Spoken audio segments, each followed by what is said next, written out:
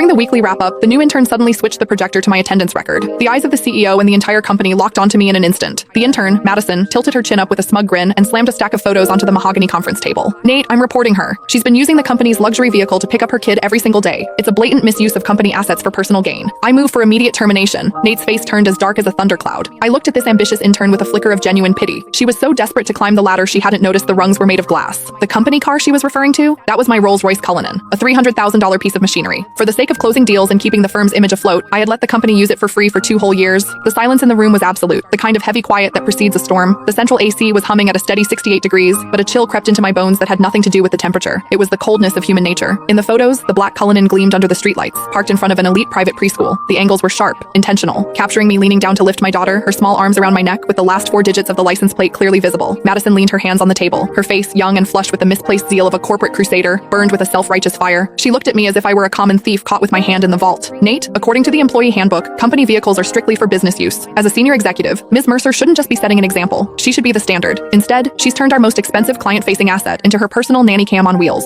School runs, grocery trips, weekend getaways. It's all here. Her voice was crisp, echoing off the glass walls. She clicked to the next slide, revealing a detailed Excel spreadsheet. I've done the math. Between the commute and the school runs, she's putting an extra 25 miles on the odometer daily. Between the fuel consumption of a V12 and the depreciation, we're looking at thousands in hidden costs every month. And that's not even counting the billable hours she's stealing from the company driver. She turned to the head of the table, Nathaniel Cross. Nate. Nate was my college classmate. He was the founder of this firm. In the early days, when he couldn't even cover payroll, I was the one who dipped into my savings to keep the lights on. Later, when we needed to project an image of success to land the big fish, my 5-year-old BMW didn't cut it. Without a second thought, I brought in the Cullinan I'd bought myself as a 35th birthday present, a car I'd owned for less than a month. I told him back then, take it, use it. We need the clients to see we're already in their league. That temporary favor had lasted 2 years. I paid for the gas. I paid the insurance premiums. I covered the maintenance. Sometimes when the driver was overwhelmed, I even drove to JFK myself to pick up VIPs. Everyone in this building knew that car was mine, or at least they should have. But looking at Nate now, there was no defense in his eyes. His brow was furrowed, his fingers drumming rhythmically on the table, a nervous habit he had whenever he was weighing his own interests against someone else's. Diana, Nate finally spoke. His voice was low, coated in a professional coldness that felt like a slap. The evidence Madison provided, is it true? I stared at him, my heart skipping a beat. Is it true? 2 years ago, when he begged me for the car to save face, he said, Diana, I'm so sorry to ask this of you. As soon as we're in the black, I'll buy you a brand new one. 1 year ago, when the cash flow dried up, I used that car as collateral for a bridge loan so he could pay his staff. He told me then, Diana, this car is the company's lifeline. It's your badge of honor. And now, he was asking me if it was true. I scanned the room. George, the sales manager, had used that very car last week to pick up his mother-in-law from the hospital, bragging on Instagram about company perks.